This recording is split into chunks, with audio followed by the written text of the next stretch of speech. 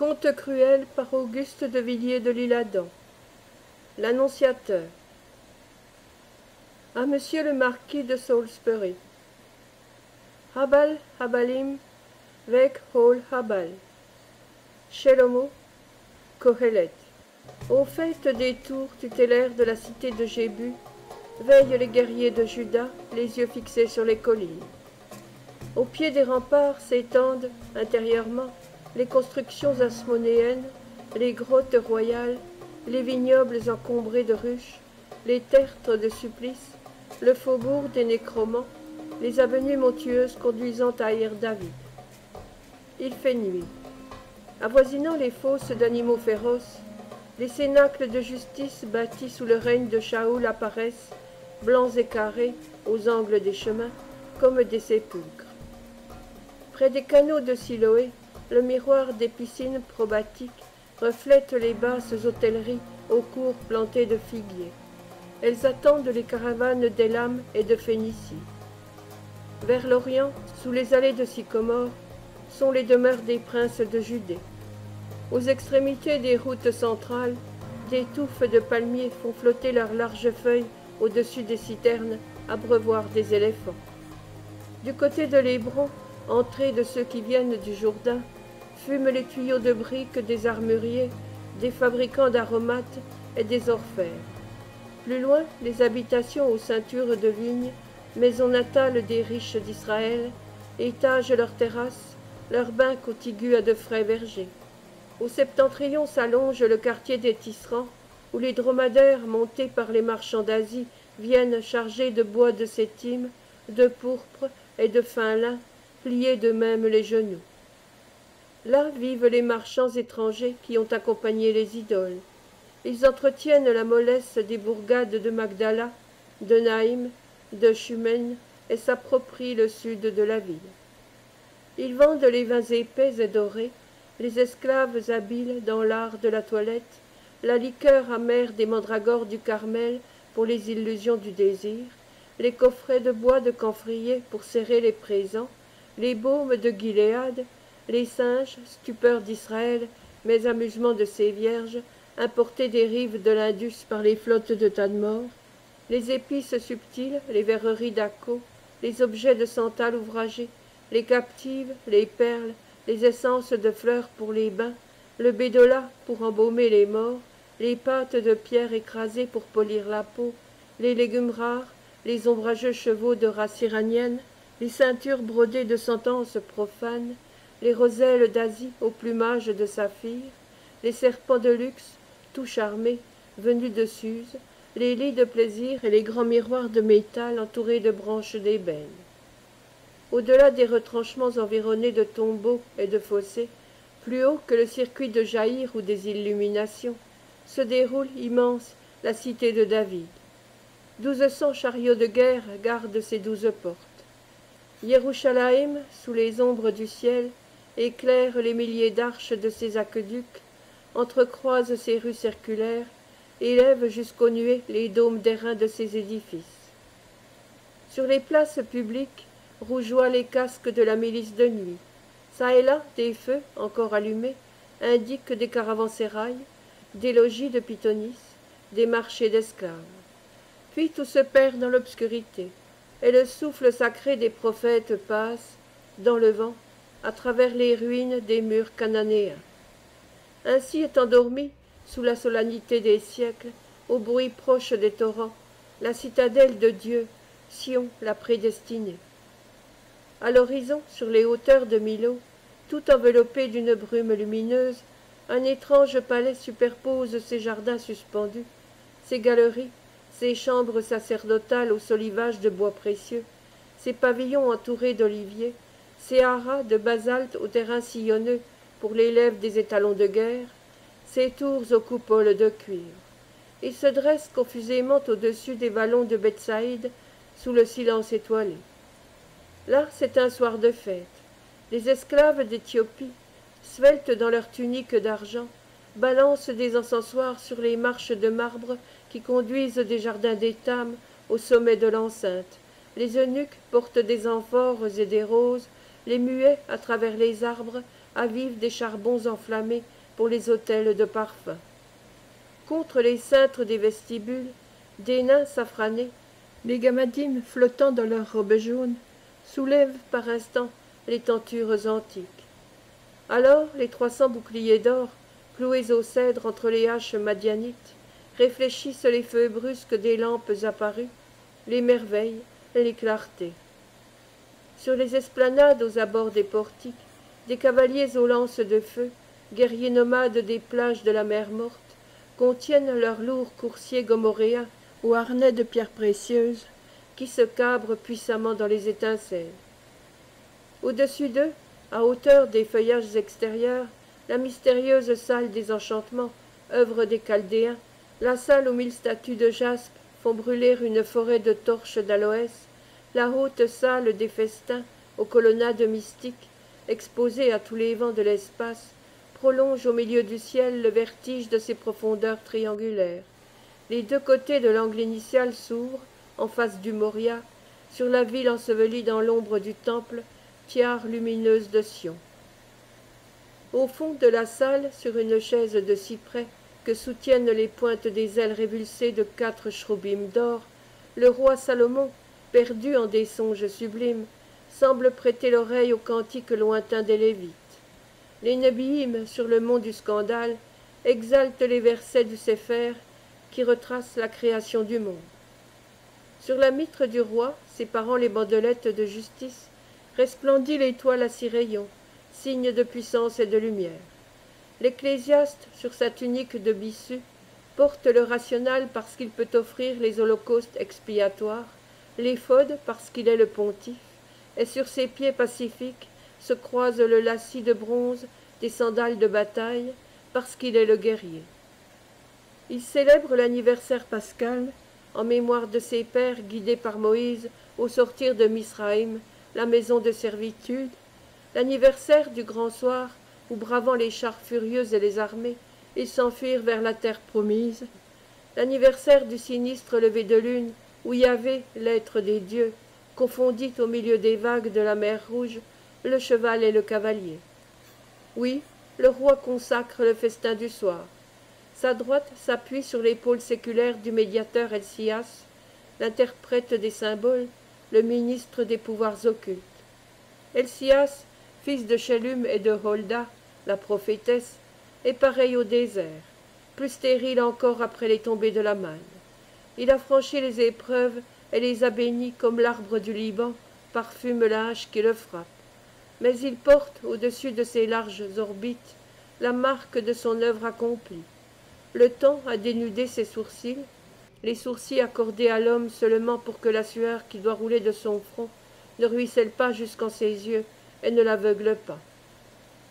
L'eau lustrale tombe, resplendissante, dans les bassins d'or. Les captives royales chargées d'anneaux et de bracelets d'ambre, et les Saras, princesses de parfum, agenouillées au milieu des coussins, font brûler avec des gestes sabbatiques les poudres de myrrhe et de santal rouge, les aromates arabes, les grains d'encens mâle sur les cassolettes émaillées de pierres de Tarsis. Aux deux côtés du trône, les sars d'armée, songeant toujours à la gloire de David, regardent par instants luire autour d'eux les hérèbes des anciens d'Israël, qui à travers les batailles supportaient l'arche du Sabaoth, la barque d'alliance, où s'entrecroisent les 2 stèles de la loi sous le rouleau de la Torah, écrit de la main même de Bar Yochebed, le Mosché sublime, le libérateur. Autour de l'estrade, les nègres vêtus d'écarlate font osciller des flabelles d'autruche incrustées par des sardoines aux tiges de longs roseaux d'or. Ils invoquent tout bas leur dieu Baal-Zéboub, le seigneur des mouches. Sur les degrés, des lynx féroces, bondissant dans leurs chaînes, veillent sur le lourd trépied d'onyx, œuvre d'Adoniram et de ses ciseleurs, où repose le spectre d'Orient. Nul ne saurait séduire par des caresses, ni fléchir par des offrandes, les chiens mystérieux du roi. Entre les statues latérales, sous les candélabres à 7 branches, les fleurs et les fruits de l'Hermon s'écroulent dans les porphyres. La table, chargée des présents de la reine Machédéia, l'enchanteresse venue de la Saba libyenne pour proposer des similitudes ô roi de la Judée, ploie sous les coupes précieuses les panagues de la Samarie, les herbes amères, les gazelles, les paons, les cédras, les pins de proposition, les oiseaux et les buires de vin de Canaan. Sur un siège de cèdre, au pied des chroubim lumineux du trône et entouré de ses rudes giborim, est assis, voûté, pâle et sans boire, et le glaive sur les genoux, le sar des gardes Ben Jéhu. C'est l'antique exécuteur du rebelle Adonia, ce frère du maître, préféré d'Abishag la Sulamite.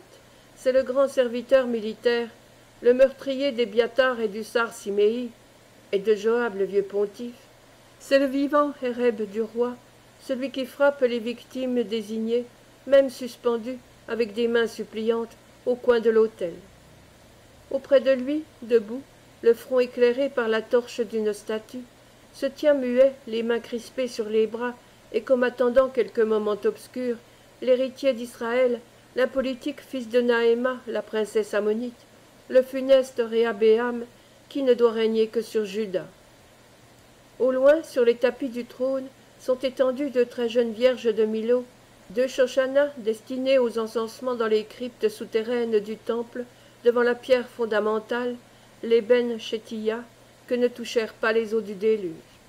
Entre elles est assis, vêtu de pourpre noire fleurie d'or, le prince Hayem, l'adolescent olivâtre, le Baalkide aux cheveux tressés, l'énigmatique rejeton que la reine du Sud, dès son retour en Libye, avait envoyé au beau sage, seigneur des Hébreux, en accompagnant ce fils d'une suite d'éléphants chargés d'arbustes, d'étoffes, d'essences, d'aromates et de pierres brillantes. Hayem, d'une voix très basse, chantonne un chant inconnu. Et quand les syllabes découvrent, entre ses rouges lèvres, ses dents, celles-ci sont toutes pareilles à celles de la pâle épousée du sire Hassirim, blanches comme des brebis sortant du bain. Autour de la table se tient debout, mangeant comme les pèlerins, l'assemblée étincelante des Sophétim, patriarches de la sagesse. Derrière eux resplendissent les industriels de l'or d'Ophir, les négociants des vins villes de Chabul, les ambassadeurs de la mécontente Idumée, les envoyés de Zour et le collège des docteurs de Sadok. Toutes les tribus, toutes les montagnes d'Israël ont livré leurs richesses, les grenades du mont Sanir, les gâteaux de raisin de Cypre, les grappes de Troène du Galaad, les dattes et les mandragores d'Engadi débordent les aiguières. Là-bas, près des gradins de cette terrasse, jusqu'où montent les feuillages d'Étam, au centre d'un groupe de guerriers du pays des Yonguéber, avec lesquels il boit en riant le vin de Hébron, un élancé jeune homme à l'armure de cuir parfumé, au visage de femme et vêtu en sar des cavaleries, parle en étendant la main vers l'horizon. C'est le favori du palais de Milo, l'ennemi, le futur diviseur du royaume de Dieu, le subtil Yarobéam qui doit régner sur Israël et qui, déjà, s'enquiert sans se laisser distraire par la fête des frontières d'Éphraïm.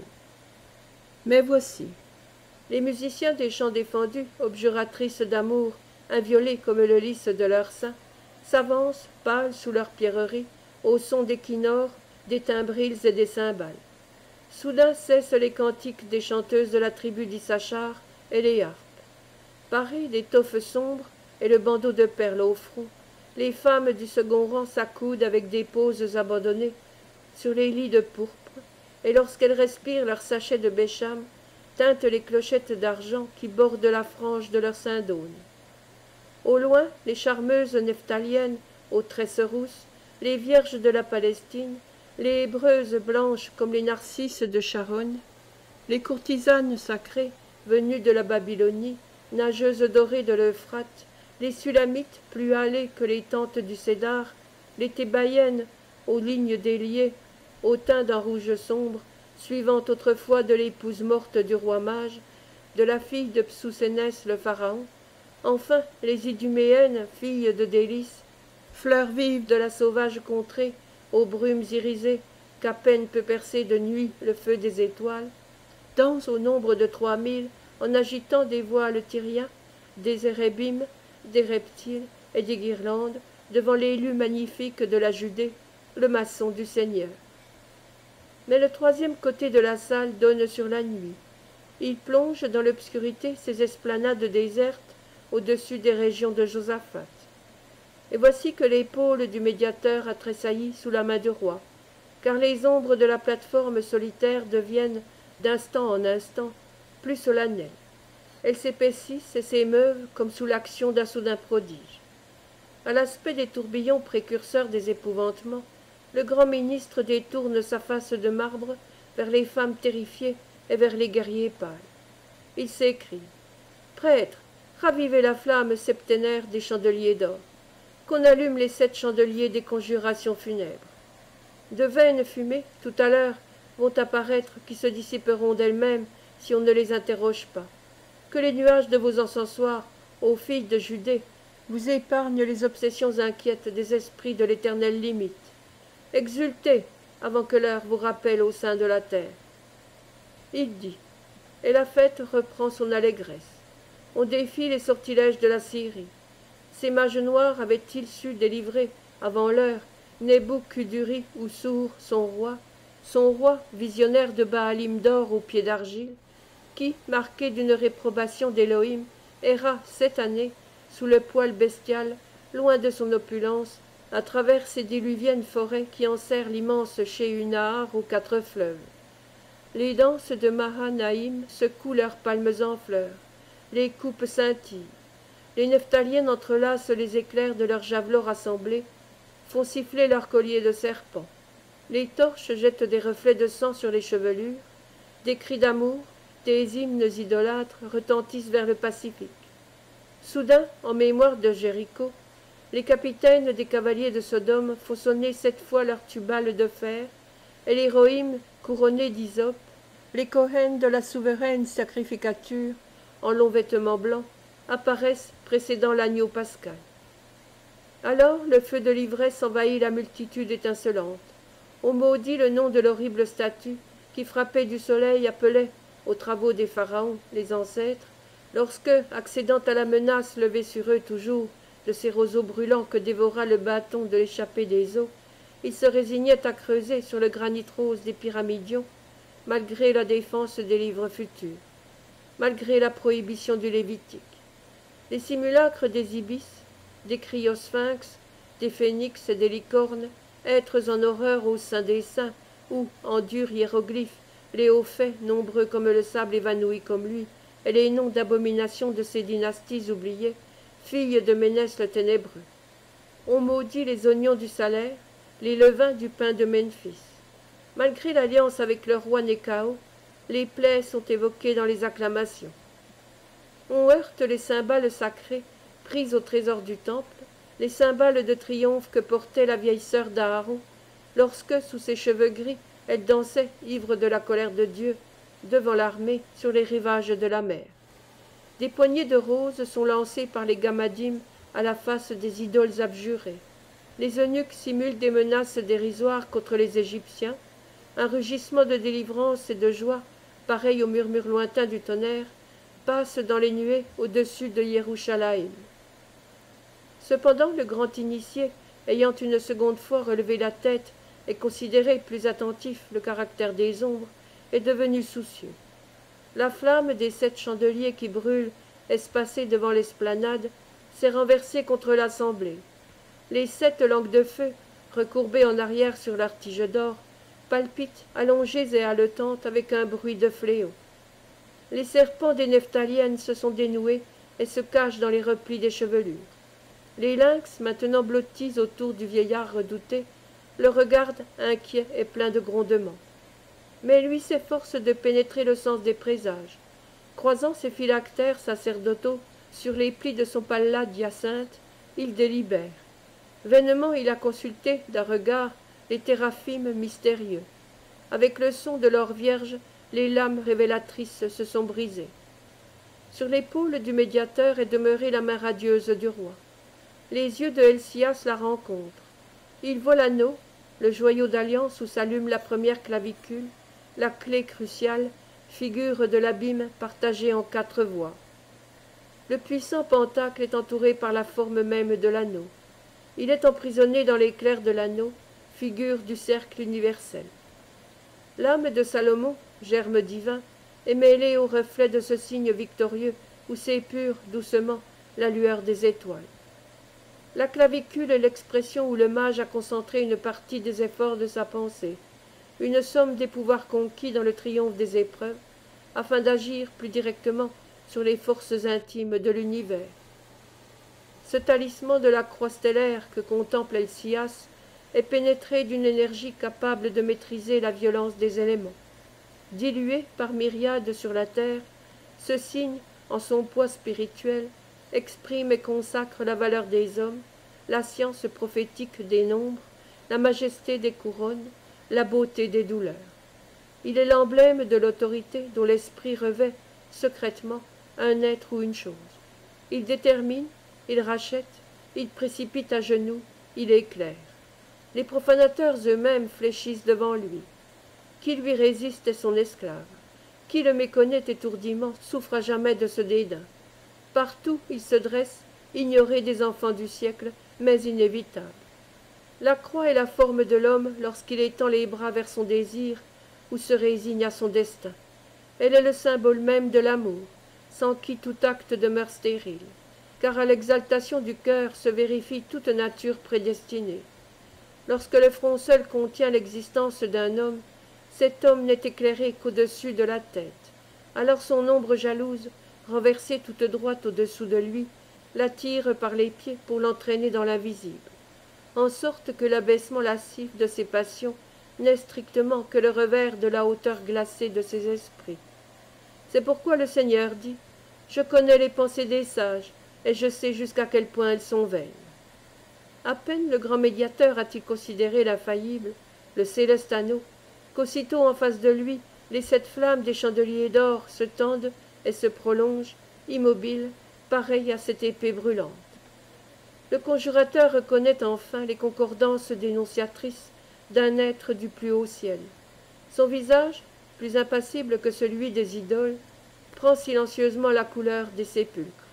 Il sent que le mandataire d'un ordre incommutable s'approche dans l'intérieur des airs, franchissant et refoulant les profondeurs. La tempête de son vol motive l'amoncellement des ombres. Une colonne s'écroule, soudain, près de l'esplanade. Le flamboiement d'une signature occulte sillonne les ruines. Helcias a recouvré l'intrépidité de son âme. Avec un frémissement de joie auguste, il a constaté le Salem de Dieu, le signe d'Élohim, le pentacle de la mort. Celui qui vient, c'est Azraël. Et la multitude livide s'écrie, dans la salle, « Un éclair! La foudre vient de tomber sur la vallée. C'est un orage qui passe. » Les voix se sont tues sur le mont des offenses. C'est la 12e heure de la nuit. Un souffle très froid parcourt, de toutes parts, l'embrasement de la joie pascale. La foule veut se rapprocher des terrasses. Le malaise devient supplice. L'aspect de la salle change avec la soudaineté des visions. Des flots vivants refluent vers le trône et des clameurs sans nombre en désordre. Éveille-toi, fort d'Israël! Paume d'or, très élevée! Et les épouses de la tribu de Ruben, les compagnes de Bath-Sheba, la royale mère saisie de frayeur. Roi, voici la lèpre qui vient du désert. Et les femmes de la reine Naëma, les radieuses ammonites, ajoutent en dialecte jébuséen, Fils de l'amour, un signe de ta droite puissante vers la contrée du fléau. Dès les premiers ordres d'Helcias, Yarobéam, bondissant sur l'un des chevaux du roi, s'est précipité à travers les dalles des terrasses et a disparu vers Ir-David. L'atmosphère semble chargée d'un poids très lourd. Elle cesse lentement d'être de celle que peut respirer l'humanité. Comme au soir du déluge, une pluie inconnue tombe, au dehors, en larges gouttes pressées. La nuit cependant reste claire au-dessus des ombres, dans les cieux. Les médecins de la ville basse qui sont demeurés assis, avec des sourires, se dressent brusquement et bégayant en mémoire du législateur, montrent du bout de leurs bâtons d'olivier les danseuses de Nephtali. Ce sont les violatrices des étrangers. Elles portent le ferment des contagions, allumé par les anciens adultères. Ce sont ces femmes de qui proviennent les émanations mortelles. Consultez le livre des Sophétim. À la croix, ces lépreuses. Elles ont empoisonné les urnes du palais, les vieilles coupes de David. En entendant cette accusation, les nécromanciennes du pays de Moab, reconnaissables à l'aileron de corbeau qu'elles portent sur le front pour toute parure, et la nuit sur les champs de bataille pour tout vêtement. Helcias, prononce-toi contre elles devant les grands d'Israël, et que la progéniture de Camos invoque son père. Mais le ministre regarde fixement les nuées au-dessus de Josaphat. Le prince Réhabéam, n'osant dire mon père au roi des mages, regarde aussi, mais avec un tremblement, l'effrayant aspect de l'espace. Quel nouveau visage prend la nuit s'écrie-t-il. Ceux de Lévi, les sectateurs du que faut-il faire? Je le fais, trébuchant de frayeur dans leurs robes sacrées, s'efforcent de haranguer les convives. Des cris les interrompent. Ce sont les industriels de l'or d'Ophir, hommes pleins de ruses, forts au-dessus des superstitions, mais qui estiment la science du roi. Sans talent à qui réveillera le maître. Ils ne disent pas si les talents seront d'argent ou d'or, et l'argent, sous le règne de Salomon, est comme les pierres sans aucune valeur. De toutes parts, ce sont des poitrines plus oppressées. Les pâles musiciennes de Sidon, présents du roi Hiram, s'embrassent dans l'ombre avec de longs adieux. Elles se disent à l'oreille, sur un rythme monotone, leur chant de mort où revient sans cesse le nom d'Astarté. Les Saras se tordent les bras, et contemplant l'ecclésiaste, « Ouvre les yeux, fils de David. Il nous abandonne, il est perdu devant la face même d'Adonai, s'écrient les Amoréennes, plus amères que la mort. Et les Sars d'armée, Yahvé, cède à la prière indignée des nabis, qui perdus au fond des cavernes de l'Idumée ou sur les monts, te menacent. Un ordre contre les vieux rebelles, Shelomo. Songe que David, le triomphateur de Séhir, en expirant te disait que leurs cheveux blancs descendent ensanglantés dans le Shéol. Et les négociants des 20 villes, Yoshua cette nuit eut hâté le retour de l'astre, lui qui obtint d'en prolonger la lumière sur les combats. Il n'est plus le pasteur d'Israël. À ce nom, les capitaines des cavaliers de Sodome s'émeuvent en vociférations horribles. Ils se souviennent des victoires. Leur voix domine, un instant, toutes les rumeurs de la salle. C'était lui le précurseur, qui marcha dans Canaan, qui tua 32 rois, incendia 203 villes, et qui, à l'instigation de l'être des dieux, fit passer au fil de l'épée les femmes, les guerriers, les mulets, les vieillards, les ambassadeurs, les enfants et les otages. Puis s'endormit en Éphraïm avec ses pères, rassasié de jour et satisfait. Un silence douloureux succède à ces lourdes clameurs militaires. L'on n'entend plus devant le trône que la paisible respiration du prince Hayem, qui s'est endormi sur des coussins entre les Shoshanas aussi ensommeillés, et qui, naïve, le front sur son sein, tiennent encore, comme lui, des osselets d'ébène entre leurs doigts d'enfant, surpris par le naturel repos. « Déchirons nos vêtements !» crient les Hébreux épouvantés. « De la cendre, esclaves !» Tel le vent d'orage courbe les plantes et leur souffle des mots sans suite. Mais le roi Salomon n'est, essentiellement, ni dans la salle, ni dans la Judée, ni dans les mondes sensibles, ni même dans le monde. Depuis longtemps son âme est affranchie, elle n'est plus celle des hommes, elle habite des lieux inaccessibles, au-delà des sphères révélées. Vivre, mourir, ces paroles ne touchent plus son esprit passé dans l'éternel.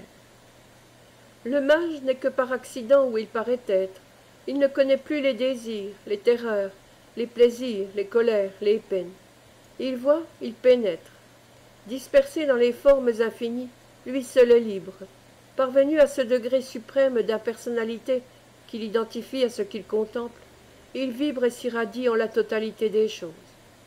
Salomon n'est plus dans l'univers que comme le jour est dans un édifice. Où sont à présent les danses du bourg de volupté, les éclats des cymbales, le bourdonnement des lyres? Un souffle a dissipé ce rêve.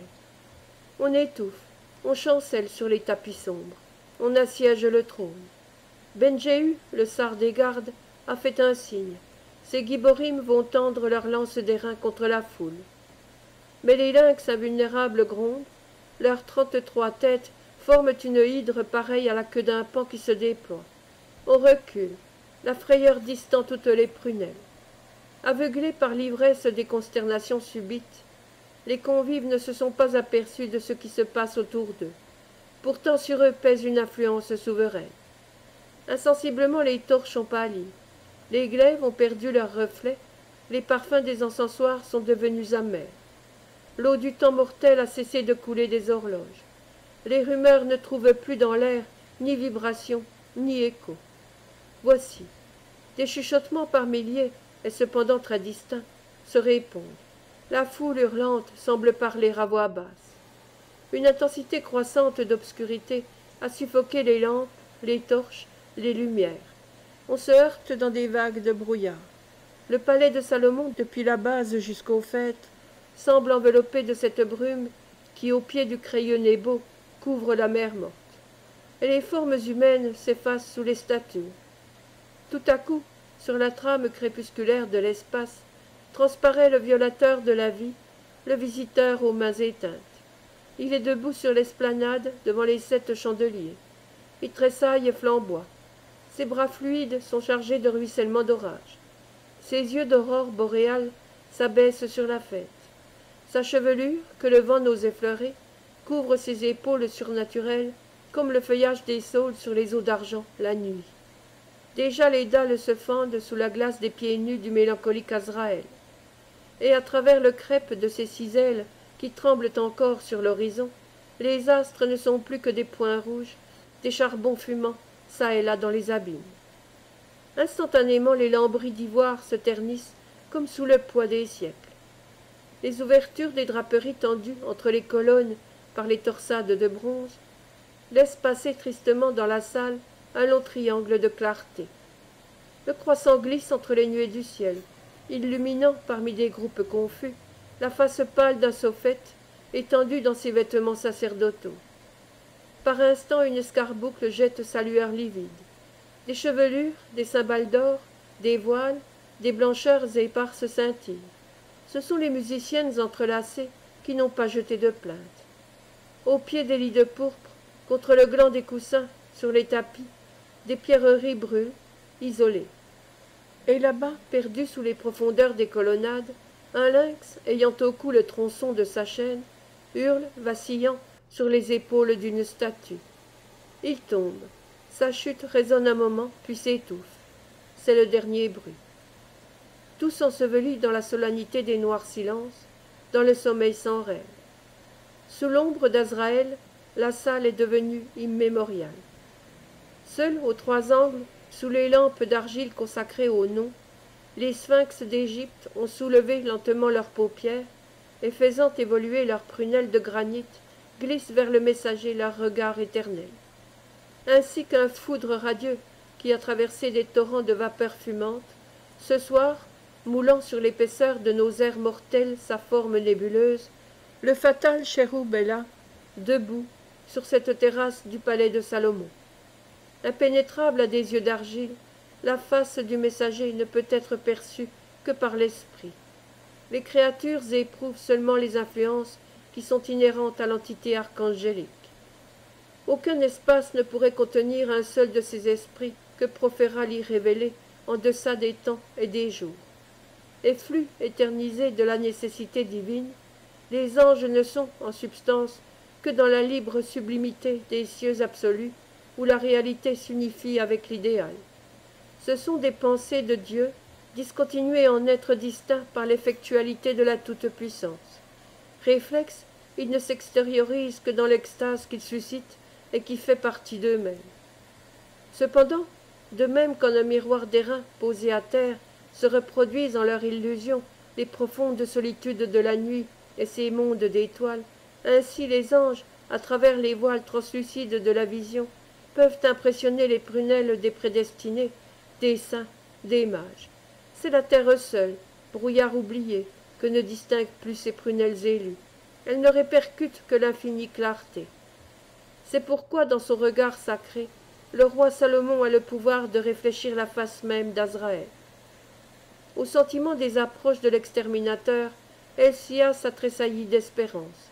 Abîmé en soi-même, il songe que le dernier chaînon qui le rattache encore à la vie va se briser tout à l'heure. Dans la hiérarchie suprême des intelligences purifiées, n'a-t-il pas conquis le rang précis et légitime où il pouvait parvenir? N'a-t-il pas atteint sa limite glorieuse et suffit à ses futurs destins. Voici donc l'instant de sa vocation vers de plus hautes natures. Son cercle est enfin révolu. De nouveaux efforts, désormais stériles, ne le rendraient que pareil à ces grands oiseaux solitaires qui, jaloux d'élévations toujours plus radieuses, battent inutilement des ailes dans des hauteurs irrespirables, devenues trop éthérées pour supporter leur poids et que leur vol ne dépasse plus. Il attend le souffle libérateur d'Azraël. Il attend. Tout lui prouve la visitation de Dieu.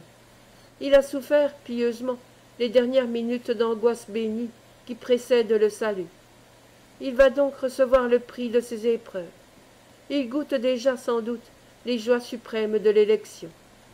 L'espérance de l'évasion prochaine le transfigure à tel point que le long éclair de ses prunelles, traversant la profondeur des ombres, sous les voûtes suspend un instant le sommeil funèbre de la foule. Çà et là dans la brume, des yeux presque ressuscités le contemplent avec une religieuse épouvante. Une seconde encore, et le terme sera franchi de toute servitude. Mais comment se fait-il que la seconde étant passée, il n'ait pu s'évanouir en la vision divine?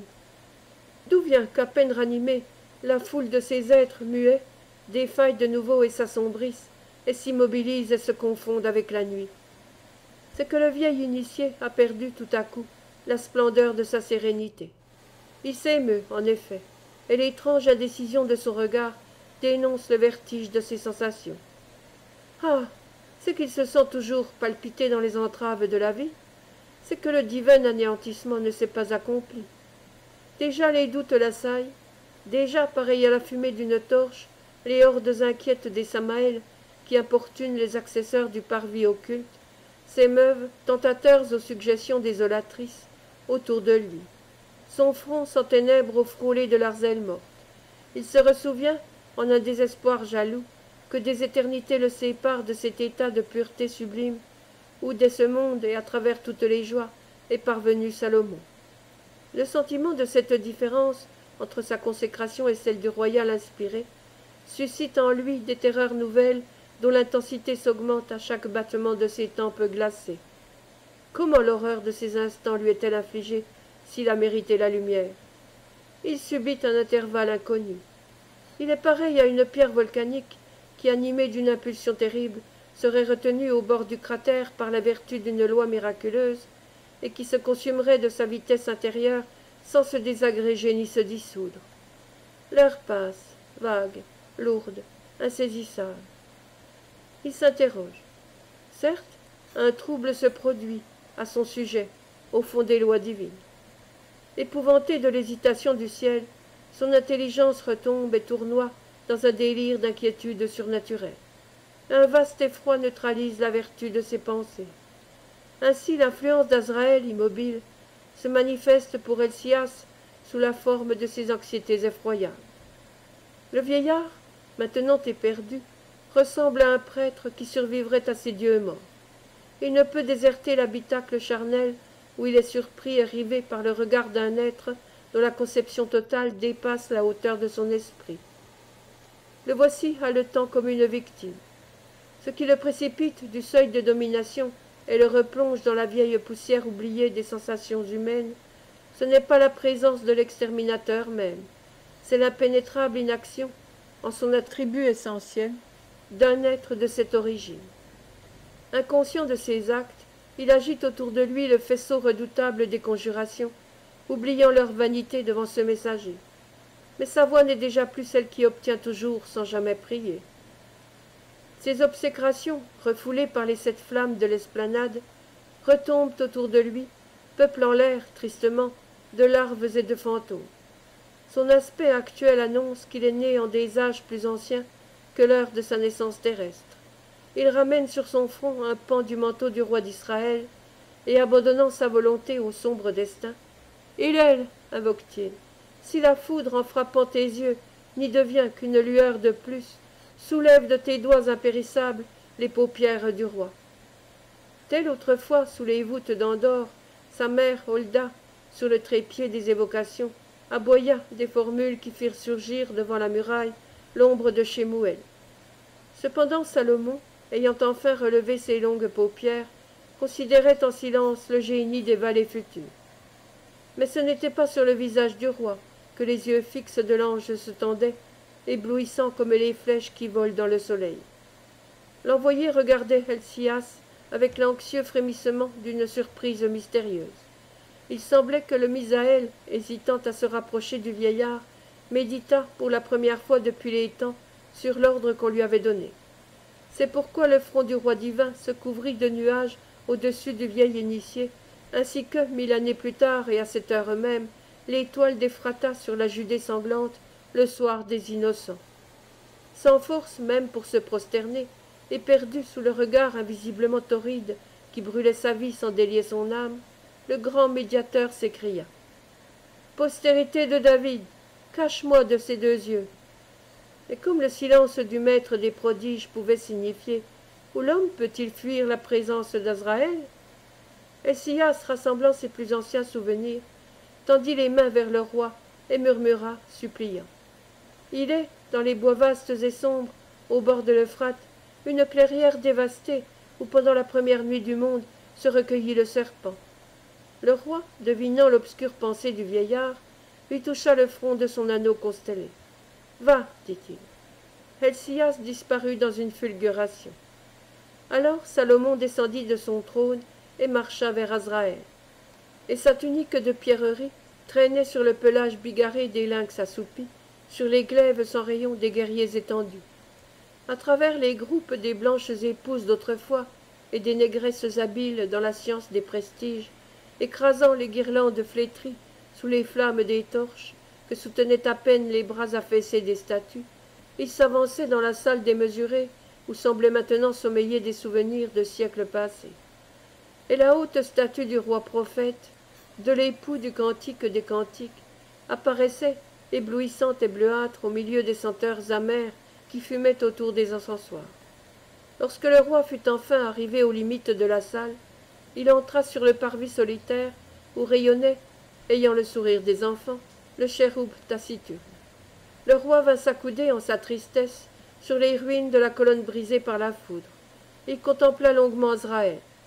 Au-dessous des deux présences, le vent, accouru en toute hâte des mers et des montagnes, entreheurtait convulsivement les rameaux fatidiques du jardin des oliviers.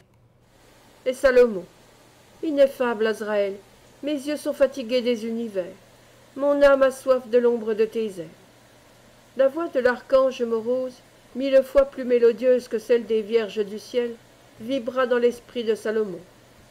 Au nom de celui qui fut engendré avant la lumière et sera les prémices de ceux qui dorment, ressaisis ton âme. L'heure de Dieu n'est pas venue pour toi.